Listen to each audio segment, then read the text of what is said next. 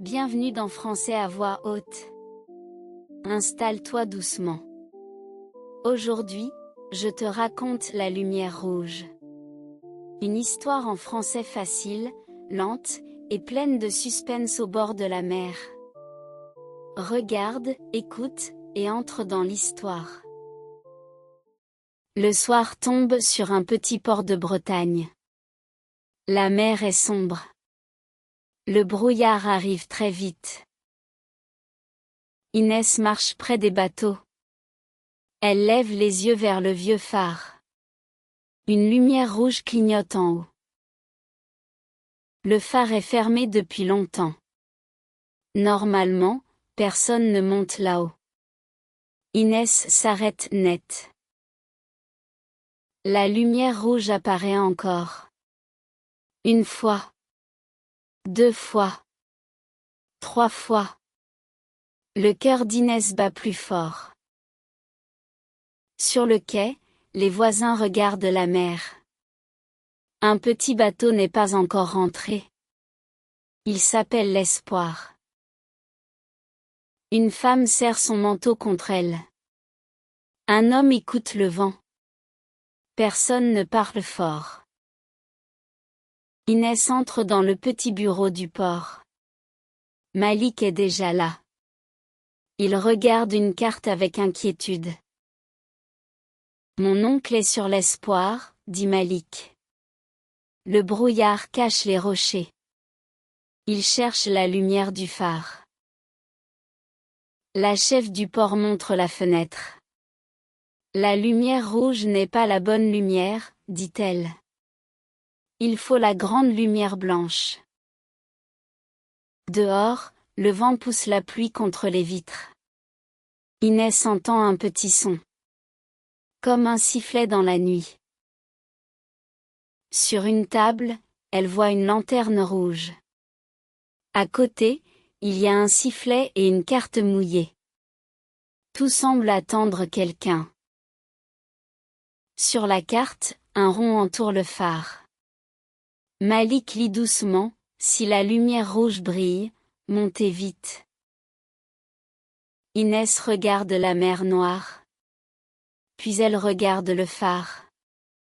Je vais monter, dit-elle. Malik prend la lanterne rouge. Pas seul, répond-il. Je viens avec toi. Ils courent sur le chemin de pierre. La pluie tombe sur leurs visages. Le phare semble très loin. La porte du phare bouge dans le vent. Elle n'est pas fermée. Inès sent une peur froide.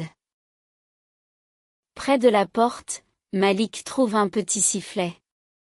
Il est mouillé. Quelqu'un l'a laissé tomber très vite. À l'intérieur, les murs sont humides. Les marches montent en cercle. La lanterne rouge éclaire leurs mains. Au-dessus d'eux, une voix appelle. Ici. Je suis ici.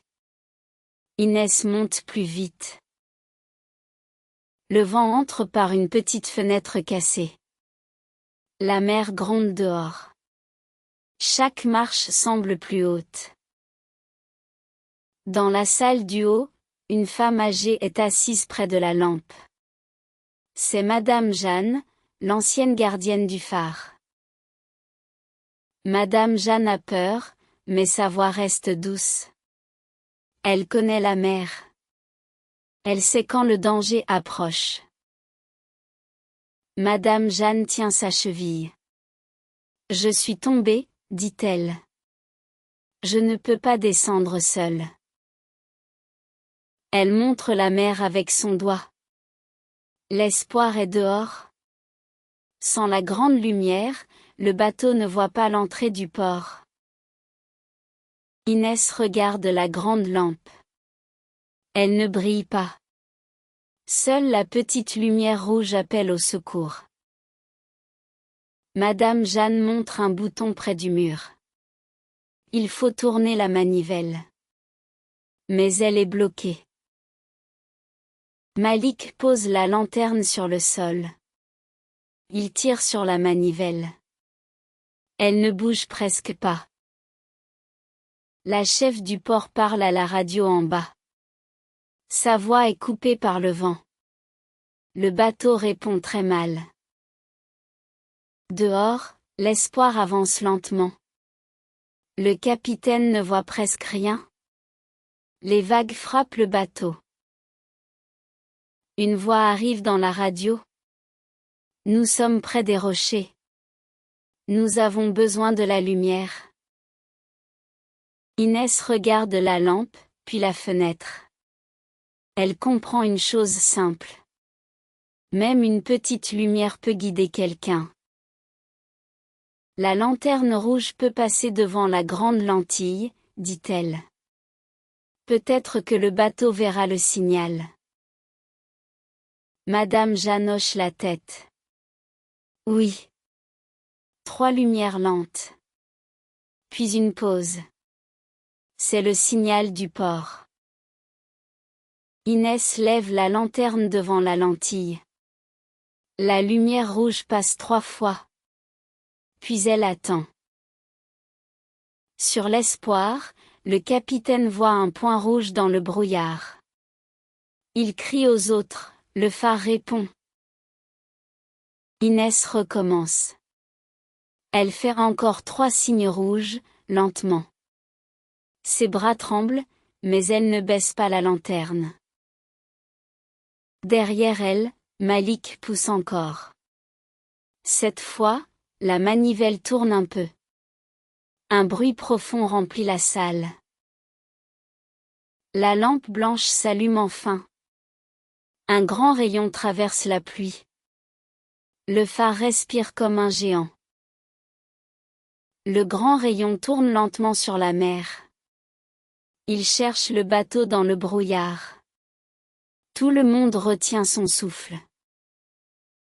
Le capitaine voit le rayon blanc. Il tourne lentement le bateau. Les rochers restent derrière lui. Dans le bureau, la chef du port écoute la radio. Puis elle sourit. Il voit la lumière, dit-elle. Madame Jeanne serre la main d'Inès. Continue encore, dit-elle. Le bateau n'est pas encore dedans. Inès garde la lanterne près de la lentille. Malik tient la manivelle.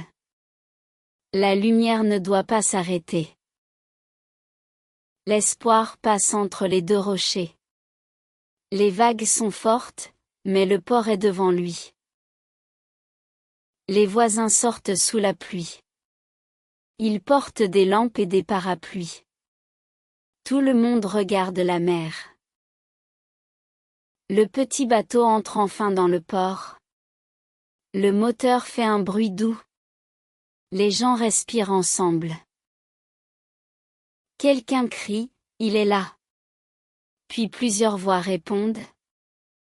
Le port se réveille sous la pluie. Malik descend les marches du phare et court vers le quai. Son oncle saute du bateau.